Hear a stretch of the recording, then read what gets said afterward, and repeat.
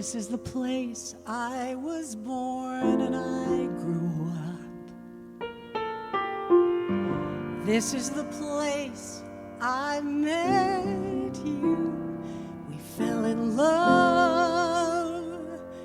This is the place we had our son. No better place anyone could come from. This is the place where I first sang my songs. Some of my friends had other dreams and they moved on. But this is the place I know I belong. Feel it in my soul, even when I'm gone. When it rains in Colorado, it smells like summer pine. When it rains in Colorado, it sounds so sweet and fine. When it rains in Colorado, the mountains look like they touch the sun. When it rains in Colorado,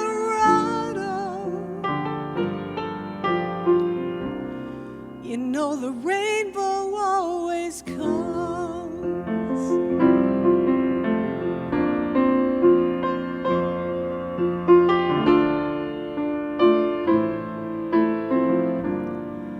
When it rains in Colorado, lightning flashes by and thunder rolls wild and free down a silver sky.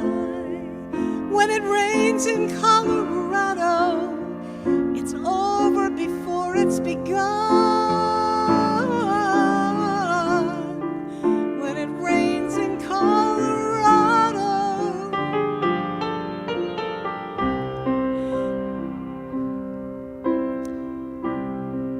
you know a rainbow always comes, and I know it's bound to snow,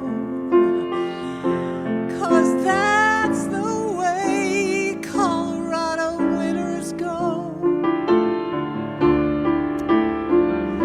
And I know this is where I belong. I can feel it in my soul, even when I'm gone. Now LA's got freeways, New York's got Broadway shows, Nashville's got country music, Minnesota's got the cold, Colorado's got sweet mountains, looks like they touch the sun. When it rains in Colorado, you know a rainbow always comes.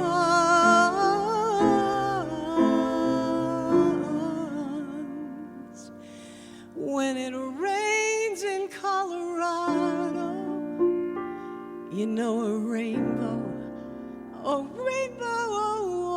always comes.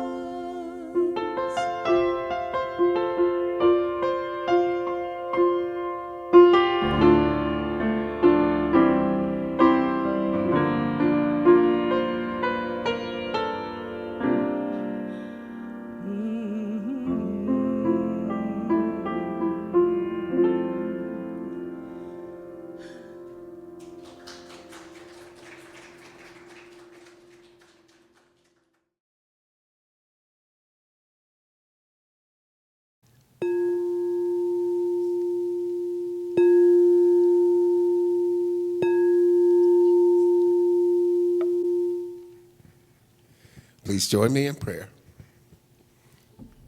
We give thanks for this opportunity to come together to celebrate our oneness yet again, knowing that each and every one of us are made from that power that becomes what it loves and expresses through each of us in individualized and unique ways to make a world that works for everyone. We're so glad to come together to celebrate our oneness here yet again. And I give thanks for all of the light beings that have come together to make this service possible. I know that everything that takes place here today will be absolutely perfect in every way. Give thanks for all of the beautiful expressions of the divine here in this space to celebrate our oneness with me, and for all the expressions of the divine walking planet Earth, that glorious group we call humanity, unique expressions of the divine, and for expressions in the universe elsewhere that we may not have met yet.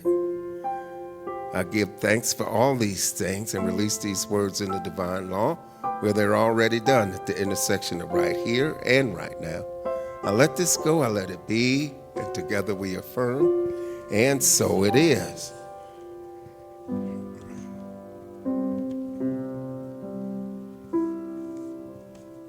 I think we're doing good things everywhere. We got a thank you card from Luann Hillsdale. She's a practitioner at the Parker Center for Spiritual Living. And she recently lost her husband, Larry, about a month ago. Woke up one day and he was gone. He had gone into the greater yet to be. And I delivered a prayer shawl to her. And this is her thanks to the New Dawn community, because she's been on our continual prayer list, and for the shawl. Please know that you are very much appreciated for each stitch of the love that you have provided in my prayer shawl. It brings me comfort as I meditate and pray. Blessings to each and every one of you with great thanks. Leanne Hillsland. So, we touch people, even people all of us may not have met yet and may not know. So, with all the inspiring letters, you would think maybe we could skip the words of inspiration, but no. We're off to a good start. We might as well add more, huh? And I spent hours trying to find stuff from Ernest Holmes, who, because there's just not much material. You really have to dig. I had to get Claude, Gemini, and ChatGPT in to help me search. And I stumbled on a book on the show that he wrote, so I found some stuff in there. Our first Ernest quote says that love is fulfillment of the law. How do you like that one? Yeah, short and pithy, huh? Nothing in the universe can impose our good except for us. How about that? Guess I got to keep working on getting out of my own way here, huh? It's easy for Karen. She's got it all together. Me, I'm still trying to figure this out. And our third quote from Ernest says, "There's no experience in human life that cannot be used as a stepping stone for something higher." Good afternoon, New Dawn. My goodness, whatever brought you here, my friends, whether it's our wonderful hospitality, always so beautifully spearheaded by Nancy and Dennis, or Karen, or Herbie, or the air conditioning, we're grateful you're here. So know that you are always welcome regardless of the motivation. And that is a good thing. My friends, as we get started today, I wanted to provide you a little bit of an update on our beloved Liana Lansing. She continues to work through her health challenges, which are fairly significant at this point. So we don't need details, but I would request of you, at Liana's request, that please continue to keep her in your prayers. She appreciates that very much. She appreciates the positive energy, and we continue to know the highest and best for our beloved friend and longtime congregant. And yes, as Karen was sharing, yesterday was Colorado's 150th anniversary. So the country is celebrating 250, Colorado is celebrating 150, and we don't look a day over 100. So it's a good thing, and I'll speak a bit about that as we continue as well. If this is one of your first visits, welcome. If you've been coming for many years, welcome back. And I also wanted to share with you, as I touched on briefly last month, that yesterday was also my 1-year anniversary with this beloved community. So thank you. On behalf of Rick and myself, we so appreciate your kindness and your love. I personally appreciate that you don't throw anything that stains, and life is good, and it is our intention to be here as long as you will have us. So thank you for your kindness. Thank you for your high consciousness. The other thing that I would share with you, you may be aware, August is the only month without a federal holiday. August is also the only month without a card holiday. There's no Valentine's Day, there's no Father's Day, there's no Mother's Day. So I would humbly invite you to consider celebrating Rick's and my birthday all month. So we will humbly accept gift cards and movie cards and food gifts, and if anybody has Taylor Swift tickets, we will continue to pursue that with you and for you. But seriously, as you're probably aware, August really is an incredible month here in Colorado, as Karen so beautifully sang. People might think we have visits about these things before the talk, Karen, if we keep up that mashup. I don't know. Yesterday, 150 years, we became the 38th state in the Union. Think about everything our state has witnessed. Native people who called these mountains home long before statehood. Gold Rush dreamers. Railroads crossing impossible terrain. Farmers, teachers, artists, entrepreneurs, families who came looking for opportunity. My family, my grandmother who immigrated from Italy, my grandfather who immigrated from New York City, and they met at a barn dance in Black Hawk, Colorado. People who arrived with nothing but hope and determination. Colorado wasn't built because everything was easy. It was built because generation after generation, people saw something that needed to change and then had the courage to become a part of that change. Now, to be clear, we didn't always agree. They didn't always get it right, and they kept building. That stuck with me this week because our topic today is anger. I know, it kind of makes me angry too. Most of us have been taught that anger is something to avoid. Nice people don't do that. Our people don't do that. Our nationality doesn't do that. Our race doesn't do that. Our gender doesn't do that, right? Fill in your should, and there we have it. And maybe the greatest improvements in history began because somebody became angry enough to do something better.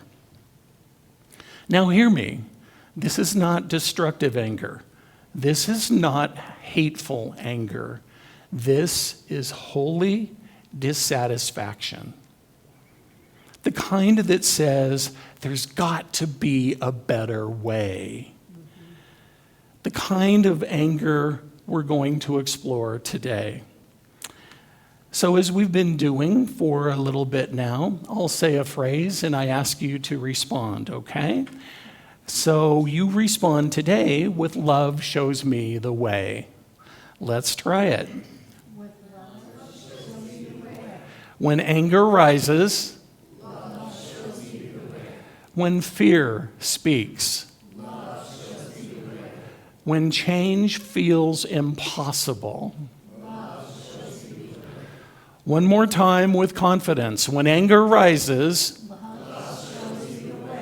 yeah. So, yeah, Russell and I have the same challenge every week of finding something from our shy and humble leader, Ernest Holmes, on a particular topic. And I can share with you, Ernest wrote, anger can be turned into love, and the very power that has been destroying can be made to build up.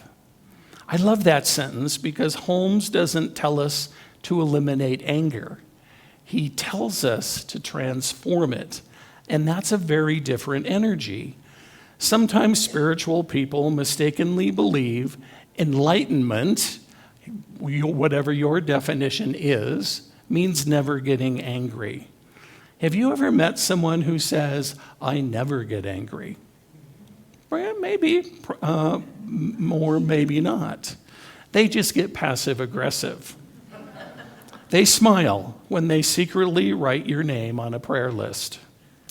Real spirituality isn't pretending we don't feel. Real spirituality means learning what to do with what we're feeling. I love Brene Brown. Rick and I were watching a movie that we just stumbled on, and Brene Brown had a cameo appearance in her. And she says, anger is often easier than admitting we're hurt or afraid. She writes that anger becomes unhealthy only when we refuse to let it teach us, bless you, what lies beneath it. So today I'd like us to consider a radical possibility. What if anger isn't the enemy? What if anger is simply information? So the first thought I'd like to invite you into, and yes, I did refer to this a couple of weeks ago, I've got this fixation with alarm systems and smoke alarms as of late. What if anger is an inner alarm system? What if anger is sacred because it tells us something matters? Think about that smoke detector again in your house. When it goes off, do you smash it with a broom or maybe a hammer? Think about it. Some of us might, but that's not solving the problem. The alarm isn't the fire. It's pointing us toward the fire. Anger works the same way. It tells us something important has happened or is happening. How will you pay attention? Will you pay attention?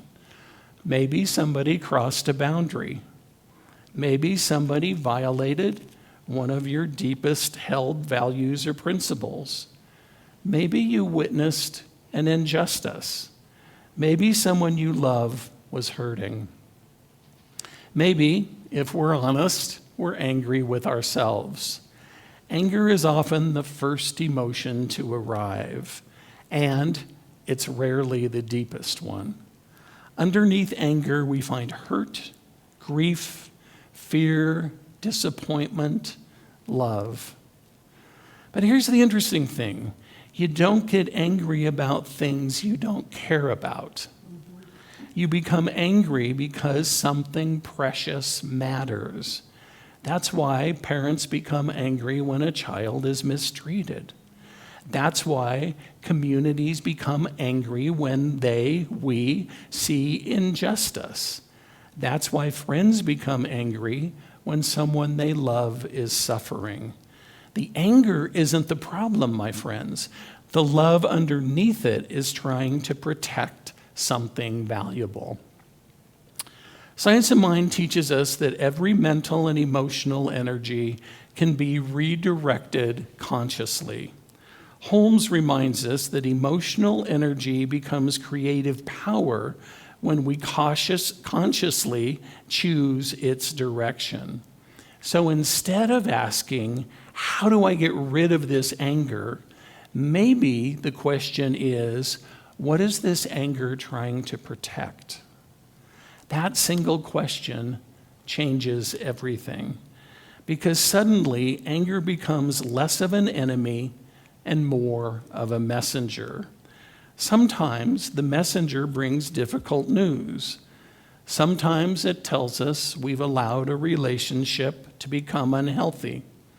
Sometimes it tells us we're simply exhausted. Sometimes it tells us we've stayed silent too long. Sometimes it tells us that we've forgotten our own worth. And every alarm is inviting us into awareness. Not shame, not guilt, but awareness. The spiritual journey isn't becoming someone who never feels anger.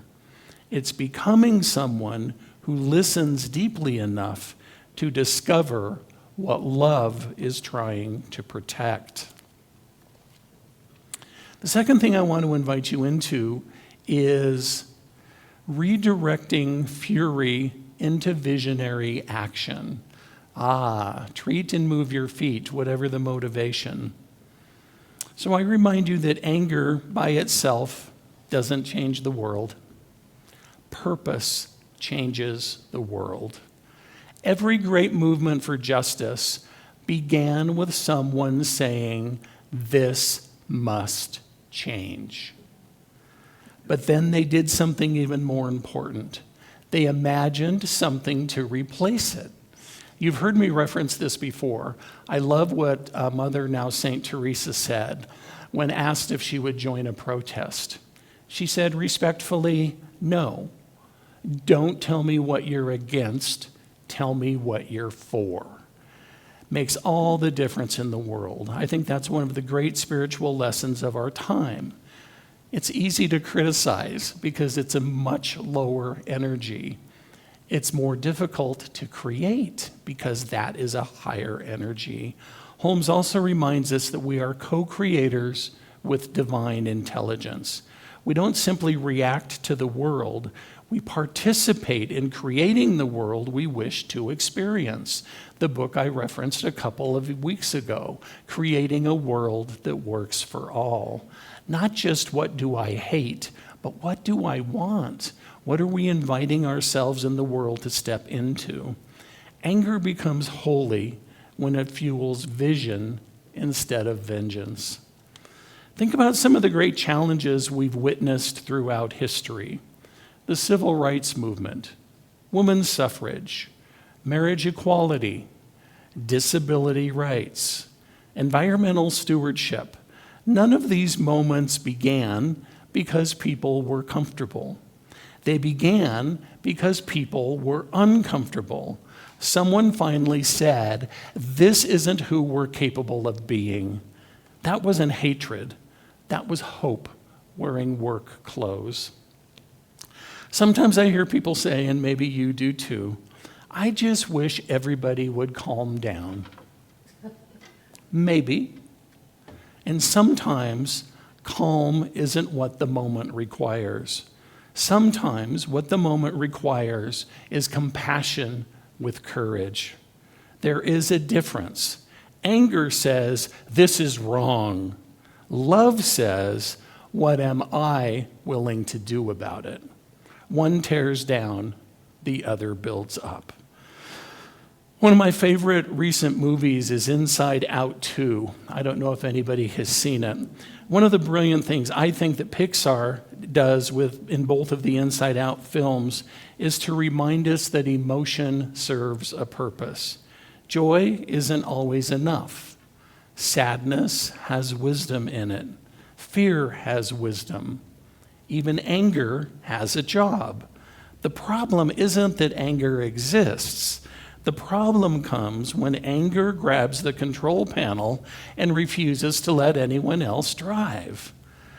I laughed at several scenes in that movie because I thought, well, I've had days like that. Have you? Where anger has both hands on the steering wheel, fear is yelling directions, anxiety has unfolded 17 maps, and joy is sitting in the back seat saying, "Could somebody possibly pull over?" The movie gets something profoundly spiritual right. Wholeness doesn't come from eliminating our emotions. It comes from putting each emotion in its proper place. So I invite you to consider, my friends, who's driving your emotional bus? And there's nothing wrong, and there's nothing bad, and you're always at choice if you choose to make a change. Science of Mind has been teaching something remarkably similar for nearly a century. Every energy has value, every emotion has purpose, and divine love belongs in the driver's seat. Everything else becomes a trusted advisor. Again, nothing bad, nothing wrong. Every part of us needs a voice in that divine symphony. And it is not the boss. That is emotional maturity. That, as my dear friend Kelly, an expert in emotional intelligence, would point out, that is emotional intelligence. That is spiritual maturity. And that is exactly what Holmes meant when he wrote that anger can become love. So several years ago, I was working with an organization, and cut to the chase, there was a whole lot of anger going on. Everybody was ticked off at each other, and the people up here and the people down there, and everybody was cranky, and everybody was snipping and biting at each other. And it wasn't a very interesting place to work. When finally, one of the most senior managers shared, "I don't understand why everybody is so mad at each other." And I shared that they still care. If they don't care, they would leave, they would disconnect, they would withdraw, they wouldn't participate. They are angry because they care. So sometimes conflict is actually evidence that people still believe in something. They still believe it's worth saving. Maybe it's a company, maybe it's an idea, maybe it's a relationship, maybe it's a marriage. Now, to be clear, that doesn't excuse or encourage hurtful behavior, but it changes the conversation. Instead of asking, how do we stop everyone from being so angry? What if we ask, what is the future they're fighting for? What is the love connection underneath this emotion? That single shift transformed the meetings in this organization. People stopped defending positions and started describing their hopes. Within a few weeks, creativity began replacing conflict, not because the anger had disappeared, but because it found a worthy purpose. That's what sacred anger does. It points us toward a future worth building. The third point I wanted to invite you into is the ability to maintain composure in challenging situations. And what is the old adage? We teach what we need to know, we teach what we need to learn. Still my growing edge, I do confess. And perhaps this is the hardest.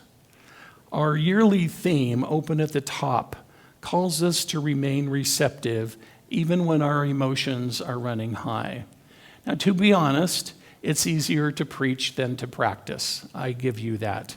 When someone criticizes us, when someone cuts us off in traffic, when our air conditioner doesn't work, when our septic system goes awry, when someone posts something ludicrous and ridiculous on Facebook, our nervous system usually doesn't respond by saying, let's prayerfully consider all of the perspectives.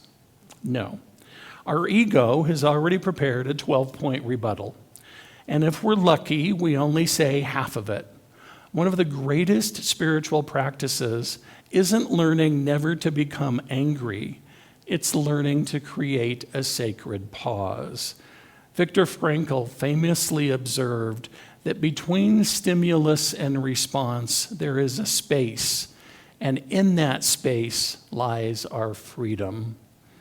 Science of Mind teaches the same principle through prayer, meditation, and spiritual mind treatment. That pause is where consciousness enters. That pause is where wisdom speaks. That pause is where choice becomes possible. Because when we react immediately out of emotion, we're usually reacting from habit. When we pause, we respond from intention.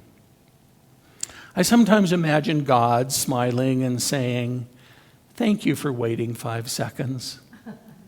5 seconds has probably saved marriages. 5 seconds has probably saved careers. 5 seconds has certainly saved me from sending emails I would later regret. Those 5 seconds, my friends, become holy. During the pause, we remember, I don't have to become my anger. I can experience it, learn from it, honor it, and still choose love. That's exactly what our affirmation today reminds us about. I channel my anger into sacred, purposeful action. Anger may knock at the door, but love decides who comes into the house, and that is freedom. So what does all of this look like for us here at New Dawn? What does this look like in real life? At New Dawn, we don't believe our spiritual practice ends when Karen stops singing and we walk out these doors. This is where it begins. So here are 3 ways, 3 ideas that we can practice today's message this week. First, I invite you to become more curious before becoming critical. The next time you notice yourself getting angry, resist the temptation to immediately assign blame. Instead, ask yourself, what is this anger trying to tell me? Is one of your values being challenged? Has a boundary been crossed? Is there grief hiding underneath your frustration? When we become curious instead of reactive, we move from unconscious living to conscious living. That is beginning of transformation. Second, practice that sacred pause. Before responding to an email, before posting on social media, before answering a criticism, before throwing stones back, before speaking in the middle of an argument, pause. Take one deep breath, then another. Remember who you are. Remember whose you are. Ask yourself, how would love respond right now? Sometimes the answer will be to speak. Sometimes it will be to remain silent. Sometimes it will be to establish a healthy boundary. And sometimes it will be to forgive. But almost never will it be the very first thing your ego wanted you to say. Third, become a builder. Colorado didn't become the state we celebrate today because we spent 150 years complaining about what was wrong. Generation after generation kept building.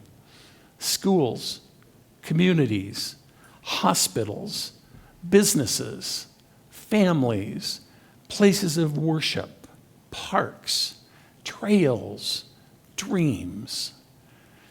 Spiritually speaking, we're called to become builders as well. Every day, we have the opportunity to build more. More kindness, more compassion, more understanding, more justice, more love. Because every act of love quietly says, this is the world I want to help create. And that's exactly what New Dawn is about. We don't gather here simply to feel inspired. My friends, we gather here to be the inspiration. So this week, we asked a powerful question. How can I honor my anger and still choose love? Perhaps the answer is this. We honor anger by listening to it. We honor ourselves by learning from it. And we honor God by allowing love to decide what happens next. Again, Brene Brown. What's with Brene Brown, David? Brene Brown reminds us that anger often points toward pain, grief, or fear that longs to be acknowledged.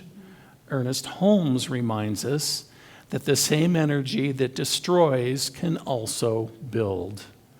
Taken together, they offer a beautiful invitation.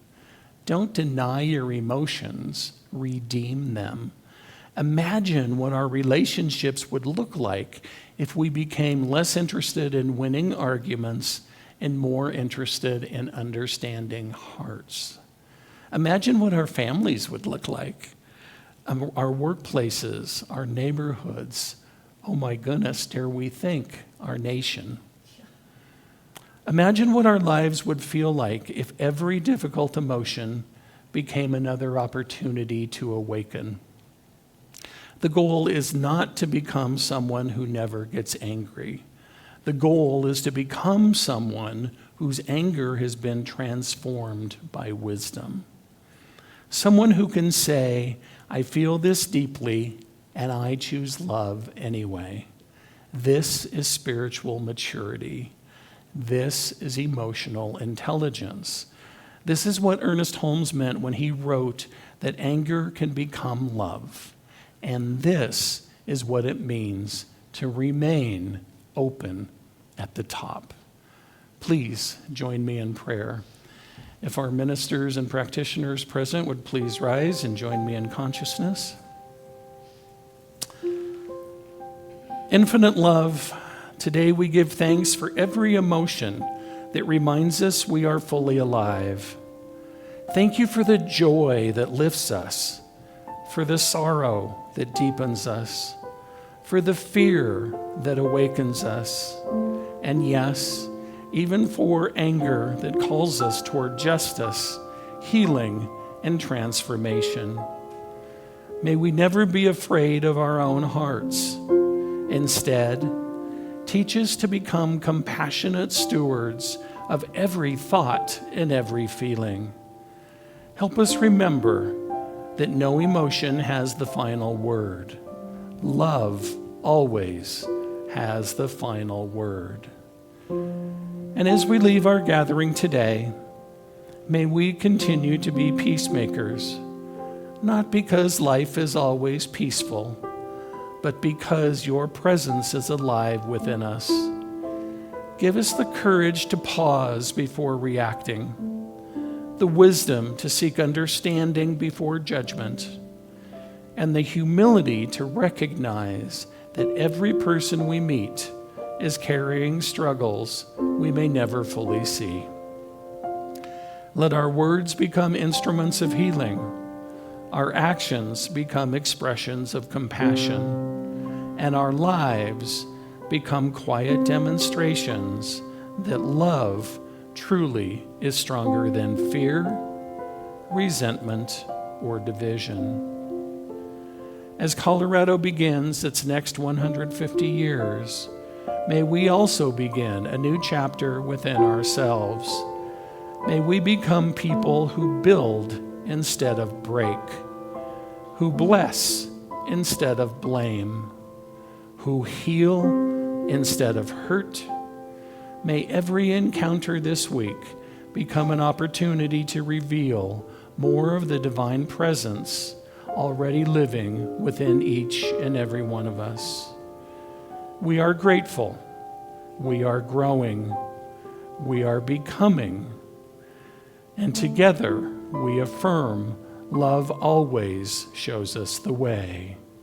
And we anchor this together by saying, and so it is, and so I am, and so we are.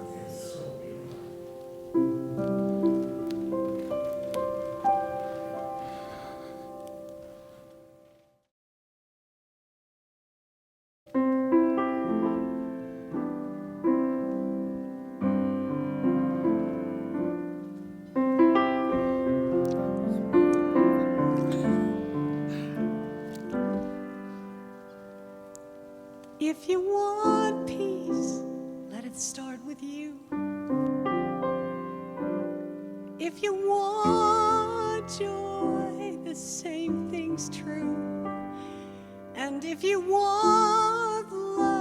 up to me and you, then I know we're gonna find peace in our lifetime. We're longing for a kinder world, are we? Looking to find a world where we can all live together more peacefully. We're hurting, angry, worried, and uncertain. And sometimes it just seems very hard to live in harmony. Look all around, see the people in need. Look in the mirror, be the change you want to see. So if you want peace, let it start with you. If you want peace, that's the way to do it. If you want joy, that's the way to. And I know we're gonna find peace in our lifetime.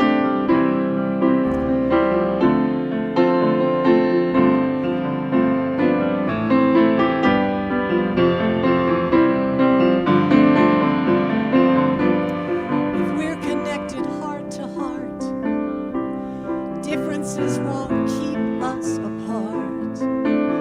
Not even when we disagree. Come on, let's take a stand. Join hand to hand. I can hear that song singing now on sweet harmony. Look in the mirror at all the people in need. Look in that mirror and be the change you want to see. So if you want peace, let it start with you.